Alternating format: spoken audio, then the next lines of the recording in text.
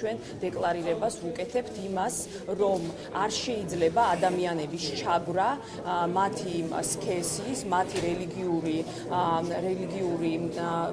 ესე იგი დამოკიდებულებებისა და გრძნობების, მათი პოლიტიკური დამოკიდებულებების და მოსაზრებების, მათი სოციალური მდგომარეობის და სხვა ნიშნების. აუცილებელია დისკრიმინაციის შესახებ კანონპროექტი შეიცავდეს ეფექტურ მექანიზმებს და ჩვენი აზრით ესეთი ეფექტური მექანიზმი თავდაპირველ კანონპროექტში ეწერა და შემდეგ ამოღებული იქნა და ეს არის ჯარიმა. ჩვენ ვამბობთ, რომ ნათლად უნდა იყოს გაწერილი ჯარიმის შესაძლებლობა. ჩვენ ხედავთ, რომ საჯარო დისკუსიებში ძირითადი აქტორი და ძირითადი თემა, რაც ვთქვათ, წინააღმდეგობას უწევს ანტიდისკრიმინაციულ კანონს, ეს არის სხვა რელიგიური ჯგუფების, ამ შემთხვევაში საეკლესიო რელიგიური ჯგუფების წინააღმდეგობა. მე მგონია, რომ ის თუ საქართველოს ხელისუფლება როგორ ანტიდისკრიმინაციულ კანონს მიიღებს, არის ძალიან კარგი მანიფესტაცია მისი პოლიტიკური არჩევანის.